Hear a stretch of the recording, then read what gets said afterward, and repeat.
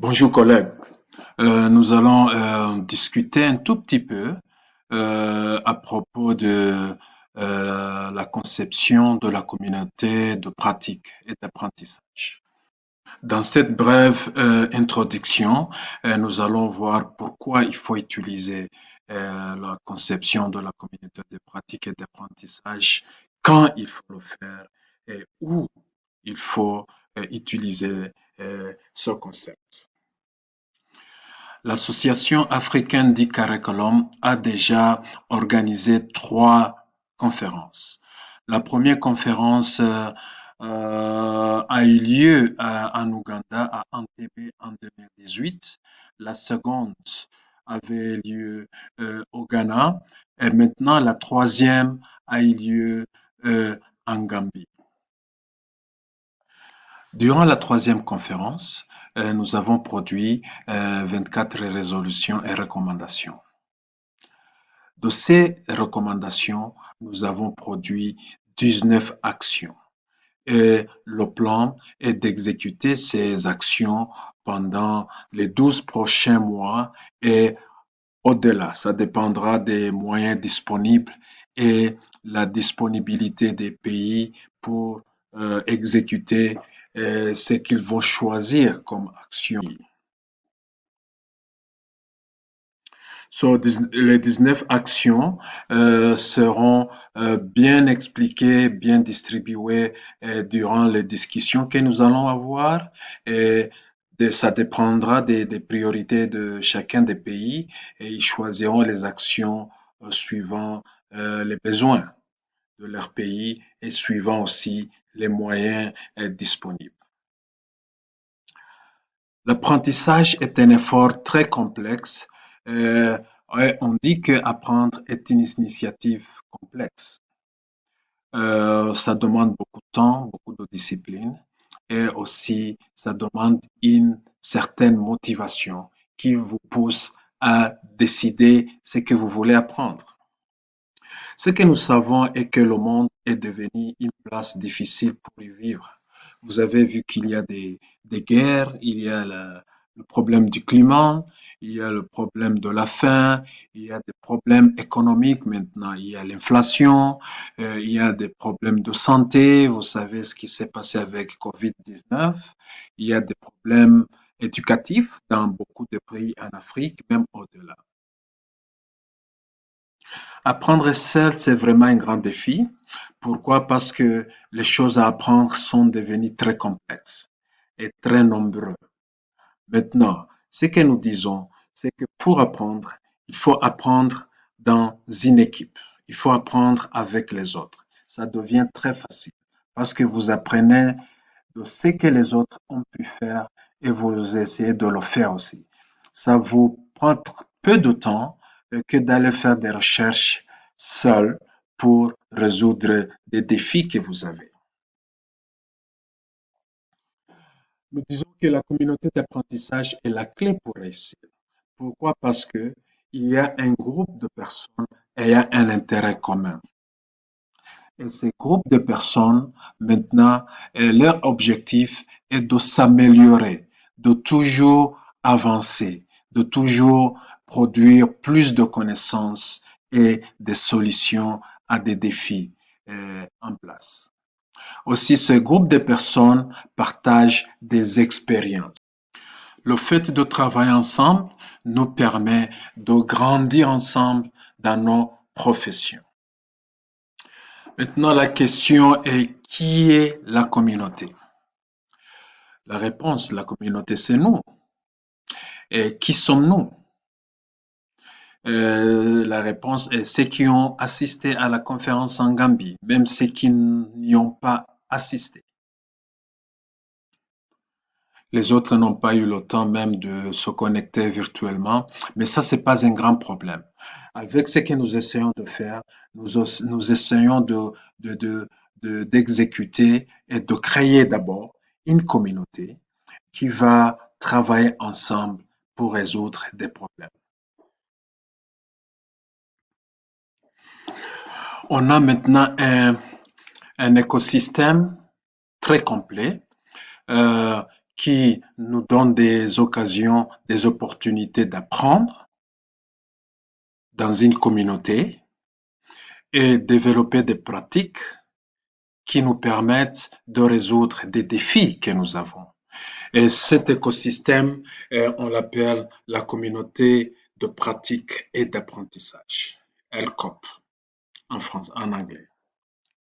Maintenant, LCOP a besoin de trois choses. D'abord, le domaine. Le domaine, c'est ce qui nous intéresse. La deuxième chose, c'est la communauté.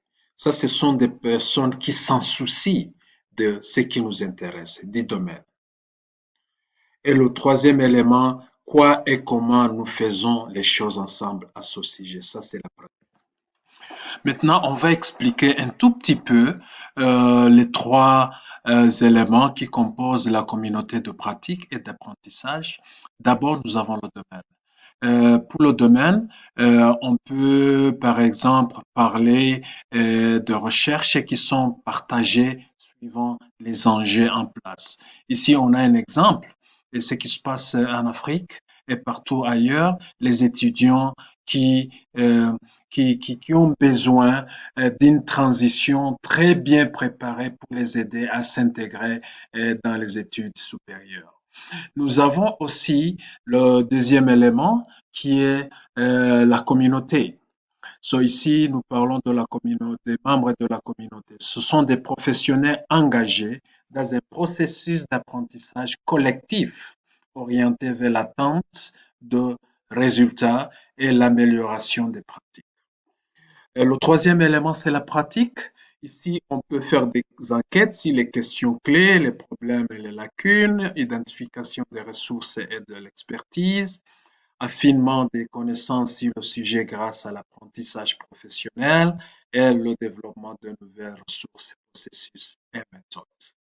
Maintenant, nous disons que ces trois éléments de la communauté de pratique et d'apprentissage nous aident à effectuer une amélioration continue à travers la réflexion sur la pratique, l'évaluation de l'impact des résultats, enquête continue, raffinement de la pratique et des méthodes, développement de nouvelles ressources, etc. C'est ça ce qu'on va faire euh, dans notre communauté de pratique. On va euh, travailler sur les trois domaines avec euh, une idée, avec une finalité de continuer à s'améliorer. L'apprentissage en commun, comme une communauté de pratique, nous assiste à nous soutenir. Ça, c'est très important. On vit ensemble pour nous soutenir, pour nous aider, pour nous améliorer ensemble. Et nous donne aussi la confiance et la motivation que nous avons besoin. Apprentissage en commun comme une communauté de pratique nous assiste à apprendre et à développer nos compétences et aussi à s'améliorer dans ce que nous faisons ensemble. L'apprentissage en commun comme une communauté de pratique nous assiste à partager nos connaissances et à adhérer à des travaux connexes que nous faisons actuellement. Apprentissage en commun comme une communauté de pratique nous assiste à évoluer nos méthodes de travail, à les améliorer et aussi à partager des approches communes entre les équipes. Apprentissage en commun comme une communauté de pratique va nous assister à collaborer. Et ça, c'est très, très important au XXIe siècle. Les connaissances, les compétences que nous avons, qui nous permettent à collaborer, sont vraiment utiles et nous permettent de créer de meilleures pratiques pour tous. Maintenant, la question est de savoir comment est-ce qu'on va exécuter tout ce que nous avons parlé concernant la communauté de pratique et d'apprentissage. Pour résoudre les différents défis que nous avons concernant la collaboration, la connexion, la communication, l'échange des informations. Nous avons mis en place un système qui va nous permettre de faire ce que les gens, les membres de la communauté de pratique normalement font.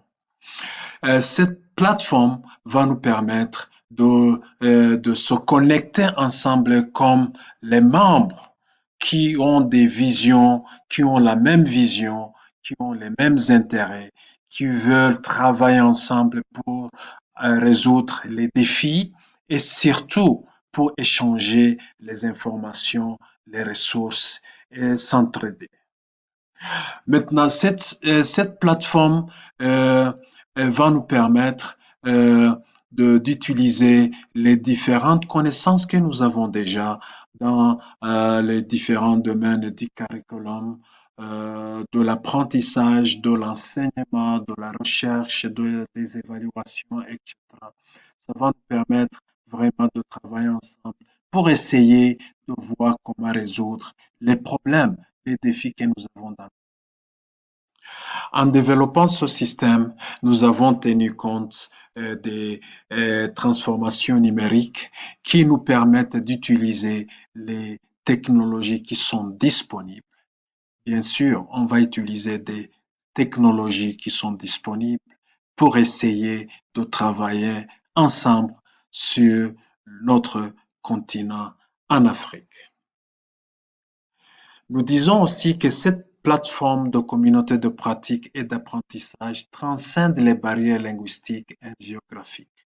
Maintenant, euh, quand on parle pas la même langue, c'est pas un problème. Le système va nous permettre de résoudre ce problème, va nous permettre de faire une traduction d'une langue qu'on ne comprend pas pour que nous puissions comprendre ce que les gens disent dans les différents euh, groupes, euh, essayant de se communiquer, essayant de collaborer et d'échanger des informations.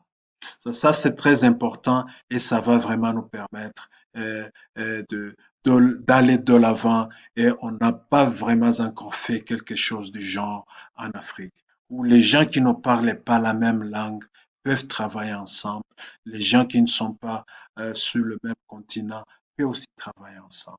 Ça, c'est très important. Et on a vu ce genre de collaboration a déjà commencé à partir de 2020, quand la pandémie Covid euh, a fait des ravages à travers le monde. Ça, c'est la fin de la première vidéo. Maintenant, nous allons travailler sur la structure. On va voir la structure de la plateforme que nous avons développée. Merci.